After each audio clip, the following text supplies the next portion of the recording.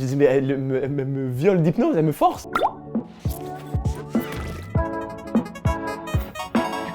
Je vais vous raconter mon pire souvenir médical. En gros, j'ai un problème au pied que j'ai plus, hein, mais j'avais un souci d'infection au pied avec une sorte de panarie. Donc en gros, j'étais allé chez le podologue et il devait m'ouvrir le yep, ok. Et il l'a fait une première fois et je suis tombé dans les pommes parce qu'en fait, il pouvait pas m'anesthésier. Je suis tombé vraiment dans les pommes, mais nul. Et je devais y retourner une fois et en fait, le médecin, il était pas là. Du coup, je suis allé voir une docteure qui le remplaçait. Et quand je suis arrivé, je lui ai expliqué, voilà, en fait, quand on me fait le truc au pied là, je vais pas bien, je tombe dans les pommes. Est-ce que je peux être anesthésié? Et elle m'a dit, alors moi je crois pas à l'anesthésie pour ce genre d'opération. Moi j'étais en mode, bah, moi je suis persuadé que j'y crois, hein, donc puis c'est mon pied, donc peut-être qu'on peut essayer de voir. Et elle m'a dit, par contre, si vous voulez, voilà, je peux vous proposer de faire un petit peu d'hypnose pour vous détendre. Et moi j'étais en mode, quoi? Qu'est-ce qu'elle vient de dire, elle? Qu'est-ce qu'elle raconte? Et j'étais posé et je réfléchissais, ah putain, je viens de mettre ma carte vitale dans un truc et on me propose de faire de l'hypnose, il y a quelque chose qui ne colle pas, tu vois. Tu sais, j'essaie d'être gentil et je me dis, non, c'est gentil.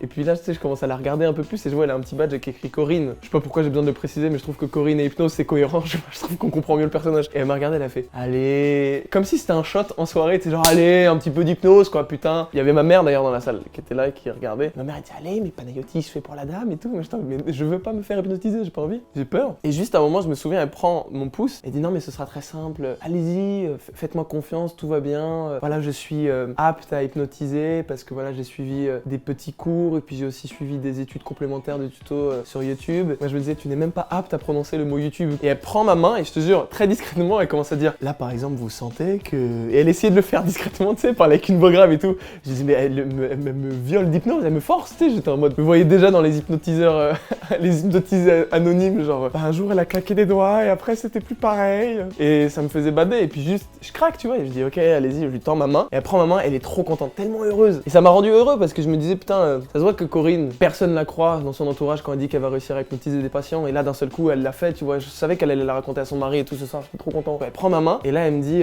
regardez votre pouce. Maintenant, vous allez essayer de comprendre quelle est la forme de votre pouce. Et moi, dans ma tête, j'étais en mode, oh, qu'est-ce qui se passe? Tu sais, je venais pour mon yep, elle me demande d'analyser des formes de... Et là, je te jure, elle me dit, est-il un nuage? Est-il un zèbre? Et moi, j'avais envie de rire, mais je pouvais pas.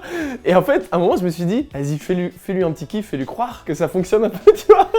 Et donc, je faisais... Et tu sais, je répondais plus, elle me disait, est-ce que vous êtes là? Et genre, je regardais mon pouce, et je te jure, quand des fois, tu regardes un truc, tu vois dans ton angle oculaire d'autres trucs. Je me souviens, elle a levé sa tête, elle a regardé ma mère, elle a fait...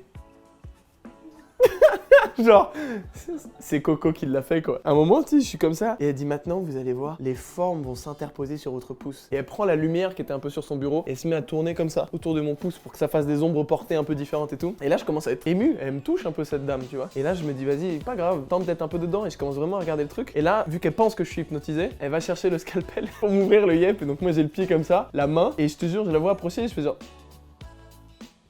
Je me dis, je peux pas te dire non, parce que sinon elle sait, et elle va se dire genre, ah bon? Donc j'ai jamais su hypnotiser des gens, il faut jamais décevoir quelqu'un qui a un scalpel, donc juste, j'ai pris sur moi, et elle me découpait un peu le yep comme ça, et je faisais genre... Et je devais... Tu sais, c'était horrible, pire moment quoi. Et je suis tombé dans les pommes, ok? Pas de ouf, mais je suis un peu juste tombé pas bien et tout. Et elle est venue vers moi, elle m'a dit, je pense que l'hypnose était trop forte. Bref. C'était mon histoire d'hypnose. Mesmer, si tu m'entends, je ne t'aime pas trop car j'ai peur des hypnotiseurs, mais tu peux venir à mon spectacle et vous êtes les bienvenus avec vos problèmes de pied.